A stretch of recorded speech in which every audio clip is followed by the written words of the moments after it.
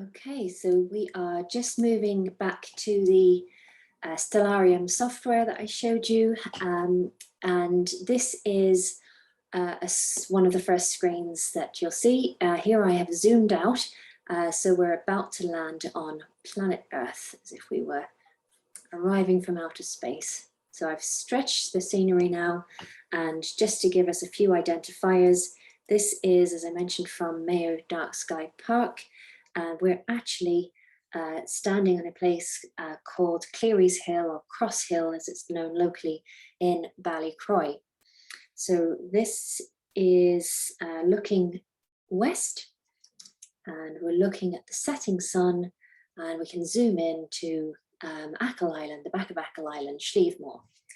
We can also easily jump east, and now we're looking over the mountains of the Nathan range of mountains, the mountain range that makes up Wild Nathan National Park. Let's look to the southern view.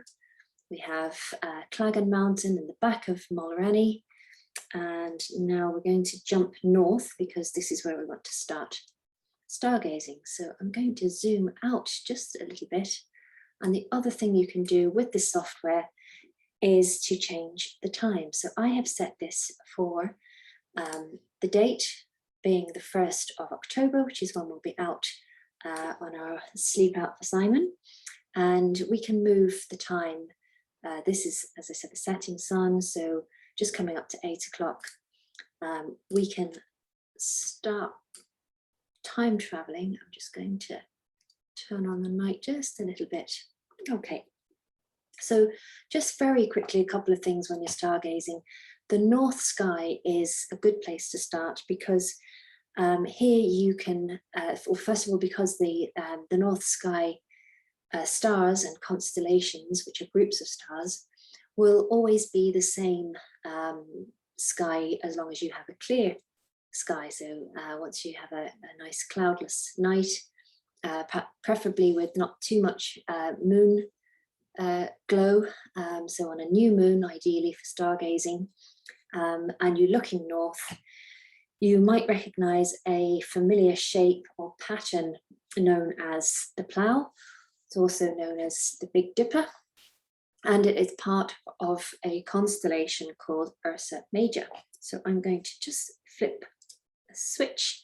Again, all of this is very easy to do with the software. There are menus at the bottom to show to switch on and off constellation lines.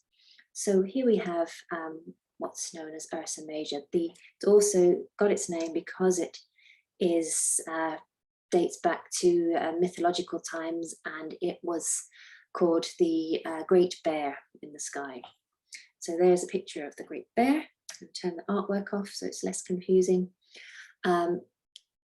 As I said, that's a very familiar shape, the Big Dipper or the plough, and it's helpful for us for stargazing because it helps us point the way to the North Star. So you use these two stars here, which are known as the marker stars, and I'm going to turn those lights off, those lines off, and I'm going to put something on called an asterism line. So that's random collections of stars that make up asterisms, and here it's just easier to see the plough. So again, those two stars, the marker stars, drawing a straight line, an imaginary line, bring us to a star known as Polaris, or the North Star. So just going to switch off those lines again. Just, oops. Yeah. So the North Star, which is here. So we take the two marker stars, roughly 5 times that distance in a straight line brings us up to the North Star, which is officially known as Polaris. And Polaris, as you can see, because we've got the cardinal point markers on the software, is directly over the direction of north. So that's why it was used for navigation. The other thing about using the north sky, once you've found Polaris, I'm just going to click that writing off, it will help you find other what's known as circumpolar constellations. So in other words, they revolve around the North Star. So I've just moved on the time there again, and you can see they revolve in an anti-clockwise direction. If you look at the time again now, we're now 5 to 9. The sky's nice and dark here. And you can see other shapes that might be easy to recognize in the night sky, such as this one here, which I'm going to zoom into a little bit. This shape here, which is rather like a W or an M because we're in Mayo. And I'm going to put on the constellation line so we can see it better. And it's known as Cassiopeia. And here's some artwork just to give the figure behind the lines. Cassiopeia, also known as the vain and boastful queen, because she sat in her chair looking at herself in the mirror. And we have constellation stories on our website, so you can find out a little bit more about the mythology behind some of these well-known constellations of the night sky. So just to recap, the north sky, very useful because it's constant, and the key constellations, the Circumpolar Constellations, Ursa Major, Cassiopeia, there's other ones here, Cepheus, and this one is called Draco, which is like a dragon. They circle the North Star, so very easy to learn. Because this is a whistle-stop tour of the night sky, we won't have much time to look at others, but you can take your time yourself on the software. I'm going to jump very quickly to the southern aspect of the sky, which is not so easy because it changes with the seasons as we revolve, we make our way around the sun, and what you can do though is take a note, perhaps in daytime, of the path of the sun. So we all know it rises roughly in the east and sets roughly in the west, but that arc that the sun takes in the sky at nighttime is useful to know, to remember, because that's also called the ecliptic. And I'm going to switch on the ecliptic line here. And the ecliptic is useful because that's where you will find planets. So other planets in our solar system, which at the moment in this, so we're looking at the 1st of October, and at the moment as well, we can see a lovely view of Jupiter. And I'm going to zoom in using our software here, and you can see it much, much closer. This is like you're looking through a really, really cool, high-powered telescope. So we should be able to zoom out just as easily. And here again, on the same line, roughly, is another planet called Saturn. So another site to look at. You won't, unless you've got a very good telescope, you won't see the rings as clearly as this, but you might see a little smudge if you have a good pair of binoculars or a home telescope yourself.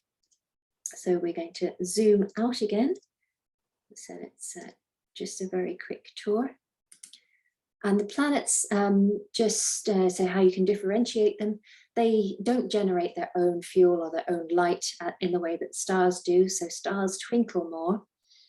Jupiter is very, very bright at the moment, so it is distinguishable. But they are traveling. So planets, the name comes from the word wanderer, and they travel in the sky.